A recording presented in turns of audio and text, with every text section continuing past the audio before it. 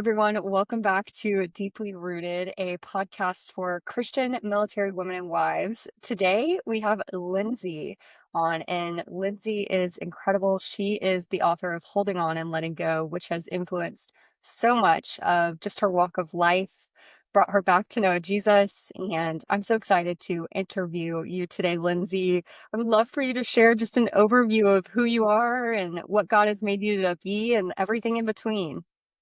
Yeah, thank you so much, first of all, for having me. It's an honor to speak with you and those that show up to watch and listen. My name is Lindsay Swoboda. Goodness, my backstory is my husband is active duty Marine Corps, but not for much longer.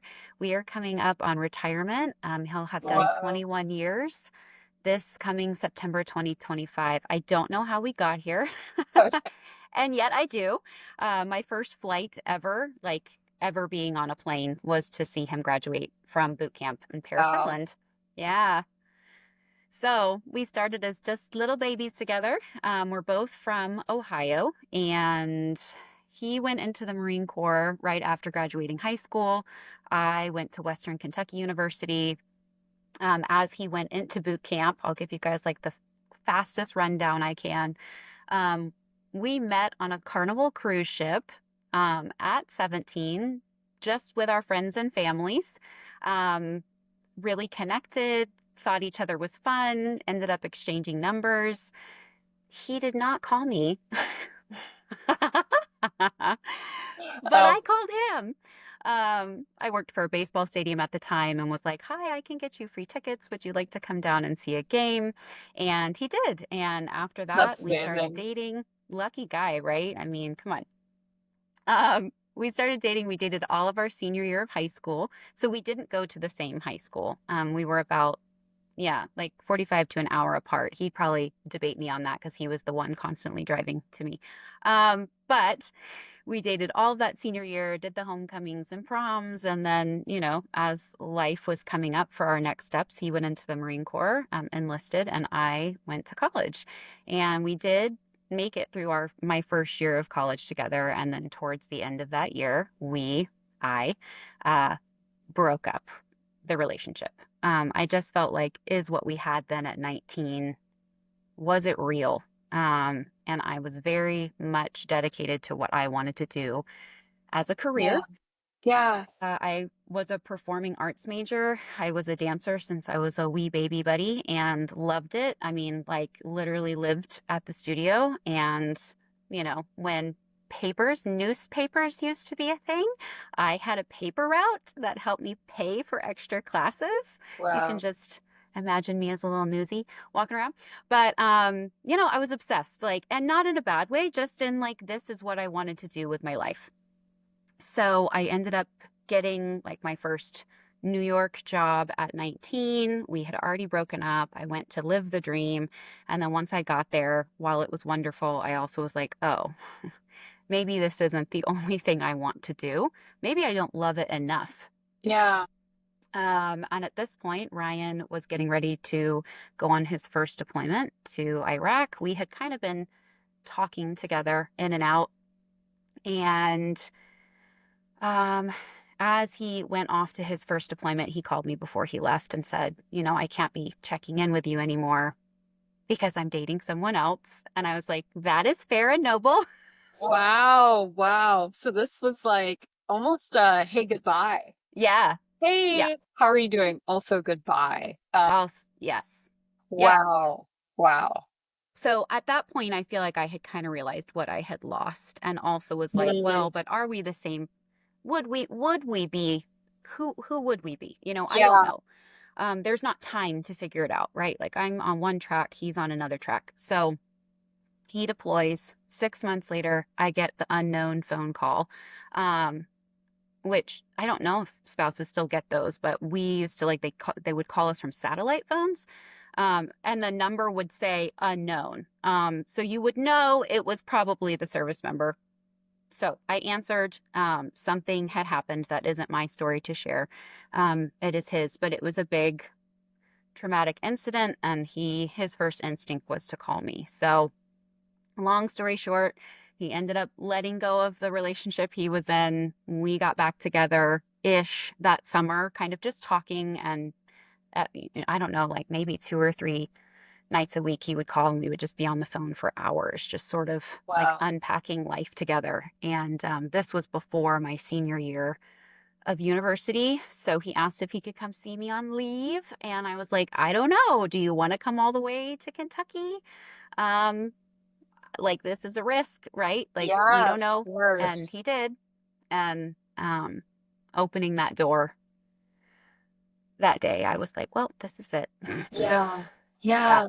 Wow. So, and it's almost like when y'all were on the phone talking, you were regaining all of that time you had lost while he was not only seeing another woman, but you were kind of living out your dream in New York and doing all these other really crazy and God-oriented things that the Lord had kind of brought you on this whole different journey and different path from what he was doing. Yeah. And I feel like I really needed to live that part first. I mean, there was part of me when we got back together that I kind of had regrets on, like, what would this have looked like if we had been together the whole time.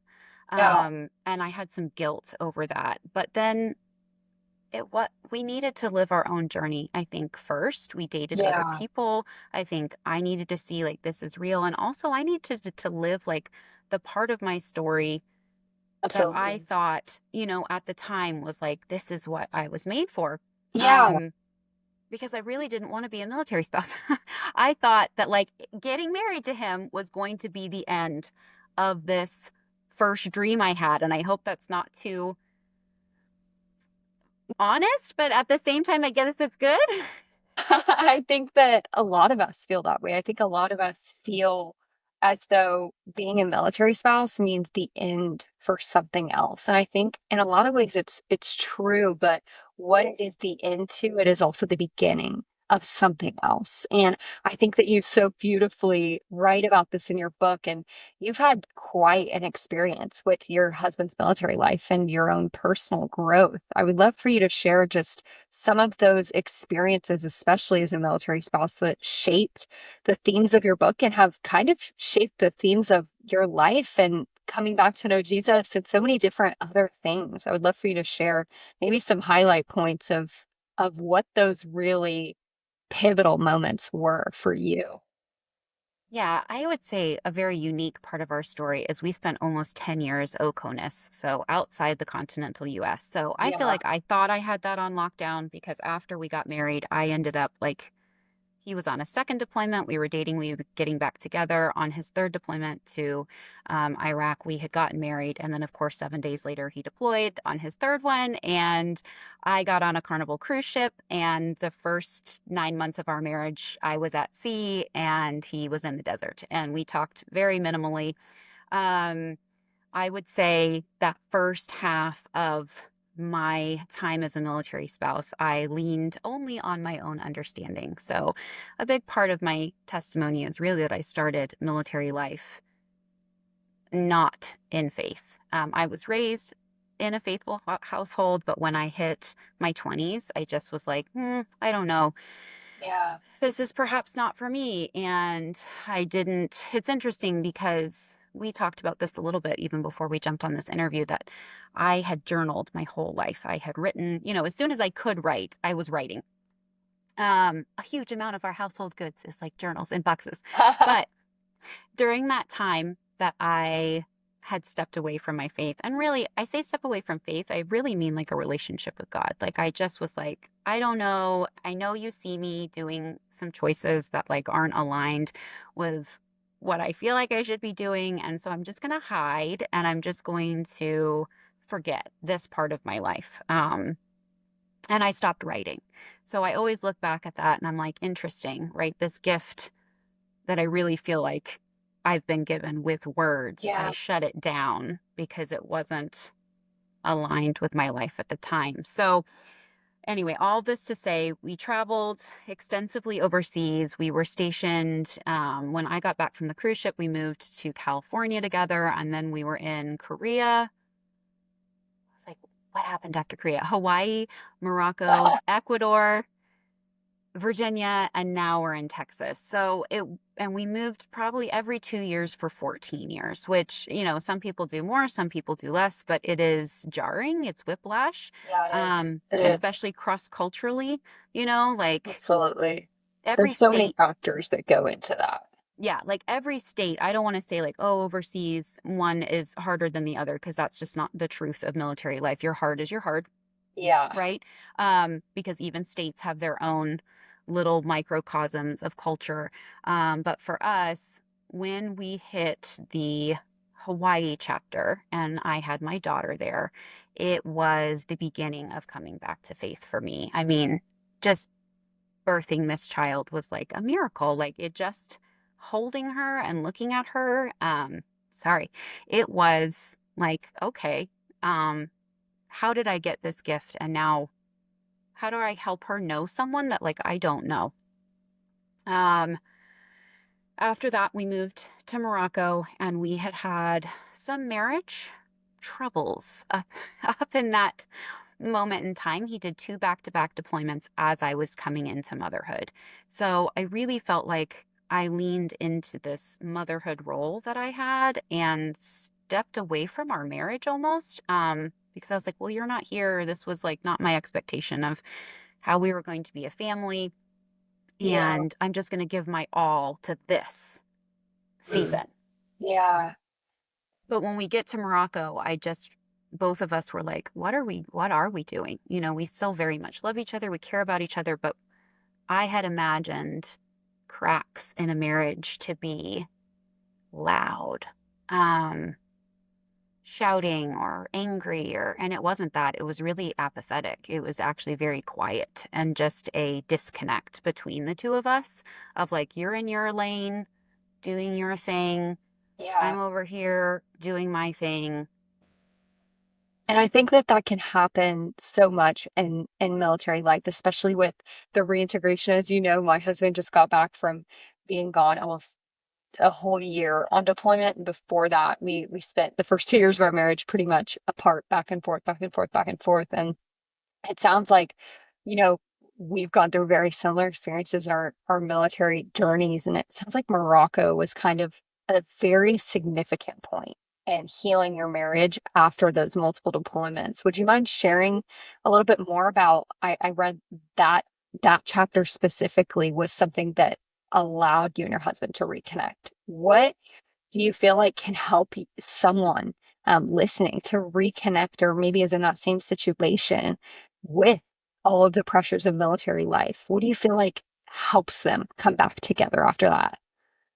I would say we got very fortunate in our really hard conversations we were having. I mean, it took saying some things out loud to each other, um, that neither of us wanted to hear, right? Like how each of us felt we were missing the other. And he invited me. The one thing he wanted to do when we were in Morocco was go to the Saharan desert. And at that time, our daughter Evelyn was 3. She was too young. Like the touring companies would only take like a 5 and up child. So his parents actually came out and we left for a week. I mean, way to go, Ryan's parents, for like Wow. being in Morocco by Yeah, themselves, essentially, like with our child. I mean, the that's some embassy good community, in-laws. yeah, like 100, rounds of applause. And I think they felt it too. Like, I think they knew, like, ooh, we need to help support them. So I would say, if you have trusted family and friends that can give you a little time and space to be together, I feel like I looked at him and was like, whoa, I don't even remember you. And now that I'm sitting across from you, like we've got work to do. And it didn't happen in 10 days, but it certainly was a commitment back to each other of like, and I got to share a very sacred space. I'll use that term. Corey Weathers is one of my favorite mentors and authors. She has the Life Giver podcast, and she has a book called Sacred Spaces where she kind of described these moments of holding this very special time, either individually or apart, but how to start having those moments again together. So that journey really picked back up for us. And then for me, I really started listening to podcasts, reading Yes. books, all the things about not just marriage, but faith. Kind of like I was a Sunday schooler, and still sort of feel like I am at times in my understanding of faith, of the Bible, of my relationship. And yet at the same time, that's where we start. I think it's really scary. Yeah. I think we all have those moments, Lindsay. I think there's a reason that childlike's faith is so pivotal and why Jesus says, "Let all the little children come to me." There is such a profound and effortless desire that children have, and kind of like they're able to throw the logical things out the window and focus on the relationship with Jesus and just be very captivated almost by his love. And so I don't think it's a bad thing that we go back to the beginning of being Sunday scholars. I think it's one of the most beautiful things we can do, and trying to heal, and walk and learn how to love and truly understand Jesus' love for us, to be honest. Yeah, so I feel like that time was almost like a research time, like a I can't get enough, like filling up on all of these things and kind of realizing like I had come to the end of my own reserves, um, of what I had, right, to lean on. I did connect with a counselor there that she was like, let's sit down and chat for a minute and see what's going on like with you. Because there were several moments in Morocco where I was like, oh, I am not rising to the other side of this. Like I feel stuck. And talking to her, she was like, hey, I think a lot of what you're describing is anxiety. Like you're carrying like this constant unforeseen challenge and change. That is our lifestyle. To be fair, like now as we're entering, like exiting the military, this still exists. Yeah, of course. Darn.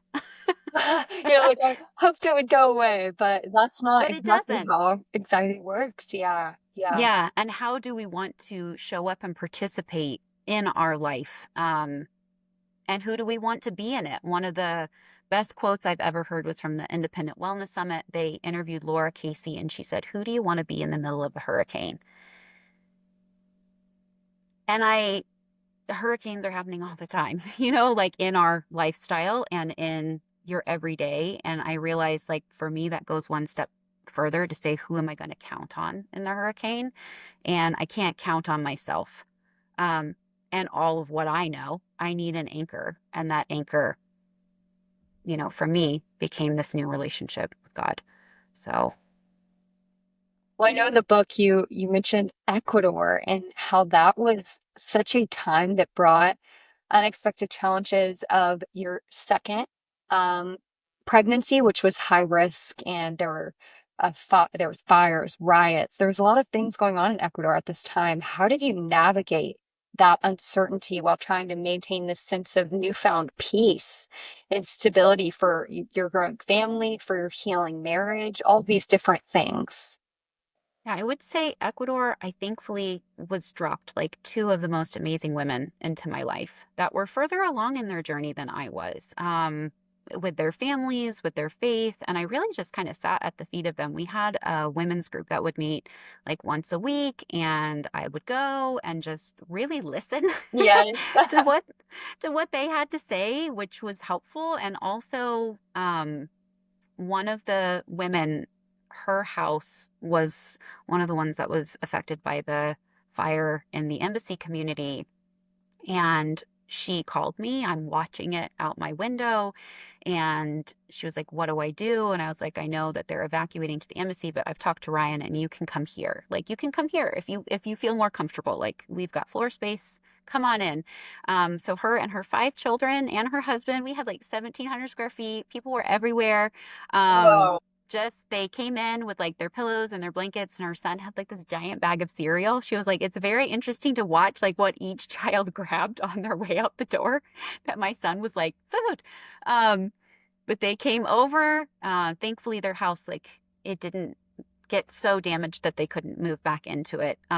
But they came over and she and I just looked at each other, and I felt like all those studies we had done, we really were thinking about Esther, like, you are made for a time such as this. Like, here we are together. We are what we've got. Um, we're showing up for each other in the way that we need Yeah, to. And I say this about Ecuador, and this is a big thing that happened, but that happens in our everyday life, right? How do we look absolutely. around at the women or the other spouses that are in our community and say, like, how do I get to show up for you in this season? Um, that's a really special part about being in the military community is I think we learn how to show up for each other in sort of devastating Totally. circumstances, um, but also how to celebrate with each other when the times are good. And even when they're not good, like that time with her in my house, I have very fond memories of. Like we closed Yeah. all the shades so the kids couldn't see the smoke, and they ended up watching Monsters Inc. And we made like little yogurt cakes together, and the kids like had a very merry unbirthday party. It was a fun day, like in the Yeah. middle of this really hard time. Yeah. And she and I just sat together and like held hands and prayed, and I got to be her person for the day. And I'm so glad she trusted me to like pull each other through this hard, uncertain space. Yeah. Um, and then you mentioned my pregnancy. I did have a blood clot in utero that we found out I was pregnant towards the end of our time in Ecuador. And really that was about learning to trust my husband, who said, I can't have you stay here. I would like you to leave early with my parents. They were there. He was like, we can get you a seat on that plane, take our daughter Evelyn with us, and please go back stateside where I know you're going to have health care. Because we weren't sure if there was going to be more upheaval in the country. And all he Yeah. could think of was like, what if I can't get you to a hospital in time if something else happens? And that was like a ripping away. I didn't get to do all the fun goodbyes or this like very complete wrap of an ending. I just Yeah. packed suitcases, and his parents, again, yay, yay, parents, um, carried all of my things because I couldn't lift anything higher than 10 pounds. And we got back to the States, and I just was in their house for like probably about a month and a half before Ryan made it back stateside. Wow. And that was the best choice we could make, but it was trusting his instincts and what he needed from me Yeah. to finish his job there. Um, and so we did it. And it wasn't fun. It was Yeah. Christmas, right? We Yeah. chose to spend Christmas away from each other. That was a grief I hadn't anticipated, like, um, that we chose the time apart, right? Yeah. Other than it being like dictated by a TDY or deployment. But it was the right choice for my health, the baby's health, and getting settled again back in America. Wow. And you guys, after Ecuador, moved to Virginia, and that was kind of one of your last stops on your way. I know you're in Yeah. Texas now, but in Virginia, some really pivotal things happened in the middle of kind of coping with loneliness and the pandemic. You your writing flourished in this season. What did writing truly do for you, and how did it help you process all the emotions from Ecuador, from Morocco, from California, from Hawaii? You have, at this point, you're nearing the end, but you're having to sit with really all that's happened. And I feel like you can just tell through even the chapter I read and had the pleasure of reading in your book, just the emotion and the rawness of almost how not only it helped you heal, but you're using it to help others heal. Yeah. For me, writing, I mean, when we bring our pen to the page, I feel like it is like a tale as old as time, right? Like it's how we got Jesus's stories like Amen. on passed on to our life. And so I think when we can sit and examine our own story through a lens of kindness and awareness, then we get to build some tools on how to pull ourselves through the next situation. And a lot of those pages are filled with prayers, of just like, hi, help me. I don't know what I'm doing and I'm not okay. And for me, being back in America was greeting a lot of expectations that didn't come to fruition. Like I was like, oh, hi, I thought this was going to be the easy part. Like we've been overseas for 10 years. Yes, it's been like a fabulous adventure. I enjoyed this time, but now I'm like close to family. And yet I'm not, because we can't engage with each other on the way that we had hoped. And I'm pregnant, again, but I'm going through this at a time where things are very uncertain. So for me, getting on that page, it helped me realize I needed to go back to counseling, um, which felt really humbling to me at the time, because I feel like it's that show, like the Extreme Home Makeover, where you want to go do the work and then you want to be like, I'm done with the work. But that's not reality. I think we get to make these great growth spurts and yet we're going to hit another hurdle and we're going to have to go through that one too. Yeah. Um, What would you say to the woman that is scared to walk into counseling? I think that there's, especially in our generation, almost this stigma around counseling, around that culture. That's something I did. I advocate so hard for counseling. That's especially this last year. Like I could not have made it through without some really good biblical counseling and a woman who is just incredible. Like I think that it is the most powerful thing you could choose to do. But I think in a lot of heads and a lot of minds, that isn't always our turn to. And so what advice would you give to the woman who's scared to maybe walk into counseling, or just really needs encouragement to take that first step?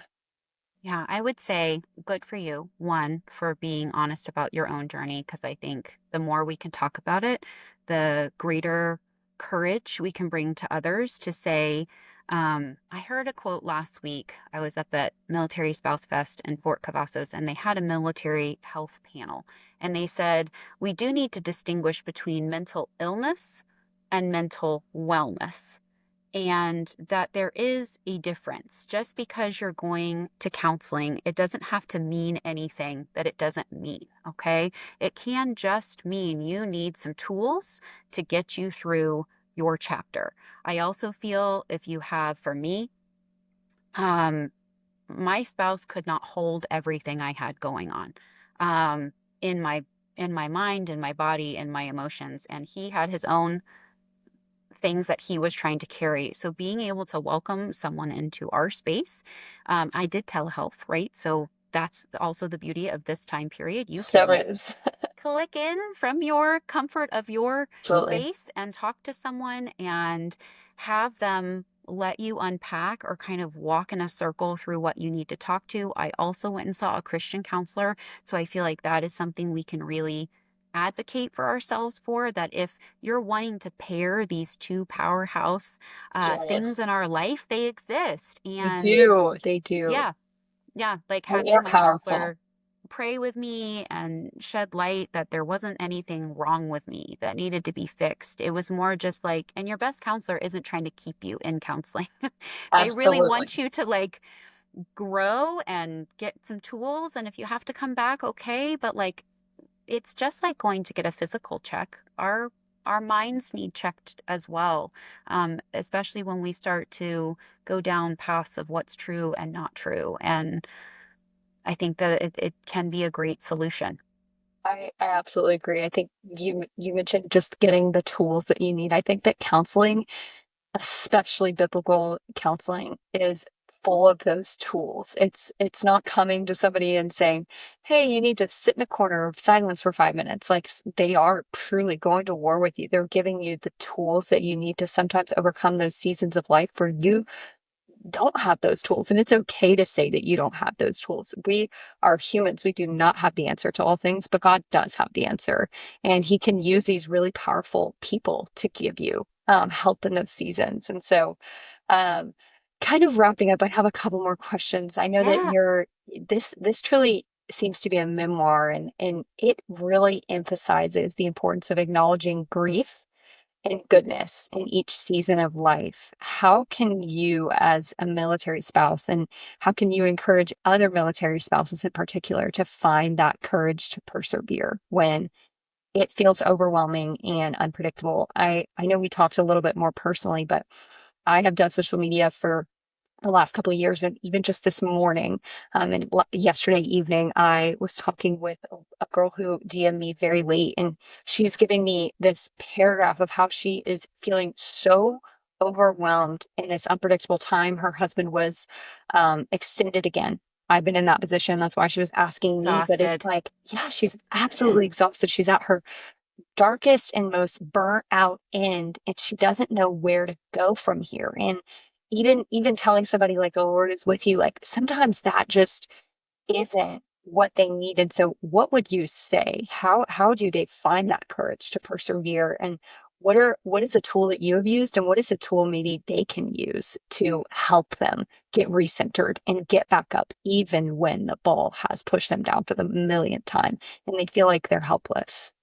Yeah, for me, one of the best things a friend has ever told me was she said in one of my most frustrating seasons, she was like, God is big enough for you to beat your fists against. He Mm, can stand there with you in the darkness. And there are things that we learn in the darkness that we're never going to learn in the light. And that's scary. None of us want to be at that place that feels heavy and can I do this? And gosh, I'm disappointed again. Why? Like, why? And there yeah. isn't always a good answer. And there isn't always a good reason. And I think I have like reckoned with that and wrestled with it. And I think that God and our faith is big enough to do that with. Amen. Um, Amen. so while there's no single like prescriptive tool I would give, I wish, right? I also feel like we're living in the age of the 10 steps to blah, right? Like, Oh, yeah. can we hack this some way and get there? And I would say, unfortunately, I don't believe that's true. The like very opening of the book talks about the little kid's book going on a bear hunt. I'll hold it up. Boop. And in this book, they're like making it through. First of all, it's like my 4-year-old's favorite book. But second, they're like making it through all these different places, like the sticky mud and this tangled forest. And the author just keeps saying, we can't go over it. We can't go under it. Oh no, we've got to go through it. And that is part of it, but you don't have to go through it alone. And we hear that a lot. So, what does that mean for you? Like, what does that mean when you are in the depths of despair, as Anne Shirley would say, from Anne of Green Gables? What, who are you going to lean on? And the fact that if you know you can't do it alone, that who is going to like battle buddy up with you and get you through this and allow you to rage and get upset and feel the feels and know that those are normal. And I think a lot of times we need to just hear, like, this is normal, this is frustrating for you. But also, who are you getting on your team that isn't going to allow you to stay stuck there? Because that darkness can start moving towards light, or that darkness can pull you deeper into places of resentment and just the places we don't want to stay in. So how do we get proactive, right? Like, and think of the support that we need around us. Is it our family? Is it friends? Is it tapping into a small group? Is it someone that you're connecting with at that small group that you say, like, very honestly, I'm not okay? And I know you can't solve it for me, but can you just listen to me for a minute? Yeah. Um, I think if you you made have such a kids, good point, not like when you are opening up, like praying, that it's the right person, because prayer is so powerful. And in those seasons, the enemy, I think, loves to distract us with, like, oh, well, you have this one friend who will listen, but maybe that one friend who will listen is going to pull you down deeper. And they're not going to right. back on the back end of you spewing, like, I'm just so angry, like, and it's like what you need on that back end is someone to pray with you and sit with Yes. you and say, I am so sorry. Here is who God is, that reminding you of the actual truth. Because I think there are so many times, and I have learned this personally, where I have had unbelievers who I go to and I'm spewing and I'm so angry and at my wits' end, and there isn't that encouragement. It's that, yeah, it just sucks. That will never get you to a point of healing. That will only drown you deeper. And I love that you just said that, because that is so important to remember, especially as a military spouse and uniformed women. Who are you going to? I'm not saying it needs to be like the pastor's wife, but somebody that you know is also pursuing Jesus is a really darn good place to start, because they have less of a chance of leading you to this pit of like, oh, there's no hope. It's like, no, there is hope, and it is Jesus. But you do need someone who you can honestly just rawly lament to and with, and is going to consistently point you back to the cross. Yep. And wants to cheer you on Oh, yes. in re-stabilizing, Mm, like mm. Yeah. recentering. So I would say there is hope. Like, I am maybe it's silly to be a person filled with hope, and yet I think that is the only thing I cling to, is like knowing there is such great hope in coming back to our relationship again and again. And what do relationships take? They take time, they take trust, they take pouring into. Um, we talked before, you and I, Ashleigh, about how you had heard in church that only 12% Yeah. of adults come back Yeah. to their faith. Yeah. After the Um, age of 18, only 12% come back, which is wild. Like, but you are 12%, yeah. And my and husband was 12%, and and you're I am 12%. 12%, and And I'm so baffled and it just humbled. but I but I think like I want to end on that note saying, when I think about 12%, it seems small, but there were 12 disciples, Mhm. and 12 is mighty. Is And you're not too late. Even if you catch this and you're kind of wavering on, like, I don't know if I want to get back. If I don't know if I want that relationship back, or like I'm deeply wanting that relationship back and I don't know where to go. You're never too late. He is waiting for you, and he has been. and he's waiting with open arms, I just think of the prodigal son, like Jesus sees you far out and he's waiting, holding his arms open for you to come running back. And um, he's tapping at your heart. And I just think that that's a really beautiful sentiment. So thank you, Lindsay, so much for sharing your wisdom, sharing what you've learned over 20 years. Congratulations to almost getting the UD214 and making Yeah. your way out, separating. I'm so excited to see what God has for this next chapter and how he uses you and your story and your book and just your beautiful children and your husband. And I can't wait to see how he uses you and continues to. And I'm very, very excited for our community to get to hear your wisdom in this. And thank you for your encouragement and transparency and honesty, Lindsay. It's something that God is really using you to do. So we appreciate just your time to come on and speak to this group. And um, we hope that you have so much success in the future. Thank you so much. Thank you guys for having me and allowing me to share this piece of our story. It really has been a trust fall, and I am honored to get to speak it now, that everything I felt like we lived through, it is being used for good. Um, and I wish that for everyone listening too, that we're praying that you are able to find those that can sit with you in your story and know that you are so deeply loved. Um, but that you're not meant to go alone. So you don't have to figure this out by yourself. Meant that. Thank you guys so much for listening, and we'll see you next time.